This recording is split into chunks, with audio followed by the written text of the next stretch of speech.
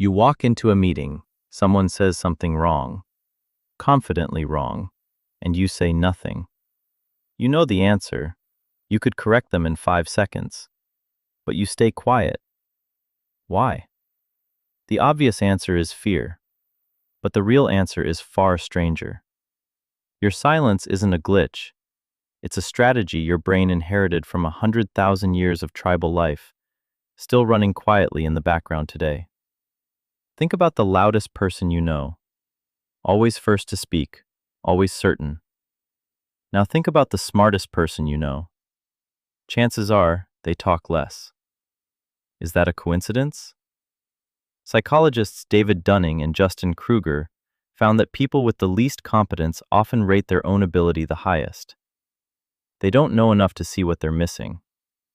But people who truly understand a subject start noticing its complexity, its exceptions, the ways they could be wrong. That awareness doesn't make them louder, it makes them careful. Your ancestors lived in tight tribes of 50 to 150 people, with no escape and no starting over. Anthropologist Robin Dunbar spent decades studying these groups.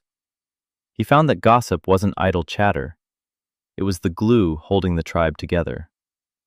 Reputation was currency, and once damaged, it was almost impossible to repair. Now imagine you're smart in that tribe, genuinely capable. What happens if you constantly prove everyone else wrong? You win the argument. You lose the alliance.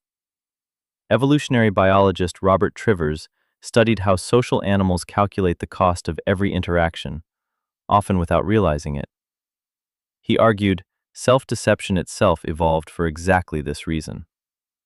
The version of you that believes staying quiet is just being humble is far more convincing than one that's visibly calculating. Your brain doesn't want you to feel like you're playing a game. It wants staying quiet to feel like who you are. Being visibly brilliant in a small tribe wasn't just risky because of jealousy.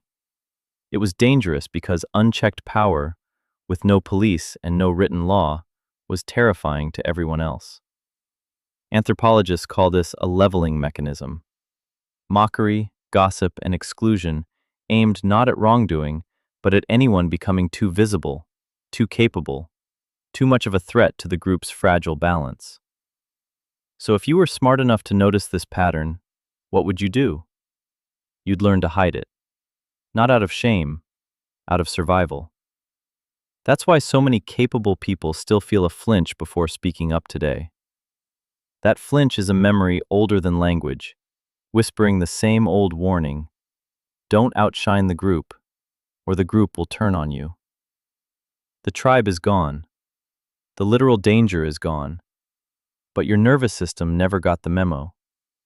Correct your boss publicly, and some ancient alarm still rings. To your amygdala, social death and physical death were once the same thing.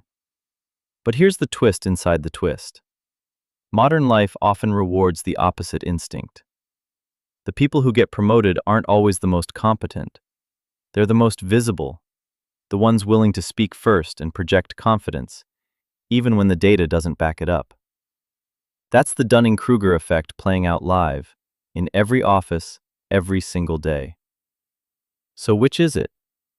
Is silence wisdom? Or is it just fear wearing a wiser costume? Probably both. Your instinct to stay quiet was built for a world where being visibly brilliant could get you exiled. That world is gone, but the instinct never updated. It's still guarding you against a tribe that no longer has the power to cast you out. That doesn't mean you should announce every right answer in every meeting. It means recognizing the flinch for what it is. Not proof you're wrong to speak. Not proof you're right to stay silent. Just an old alarm, ringing for a threat that isn't there anymore. So you walk into another meeting. Someone says something wrong. Confidently wrong. And this time, you notice the pause before you decide to stay quiet. You feel the old instinct rise. And for the first time, you understand exactly where it came from.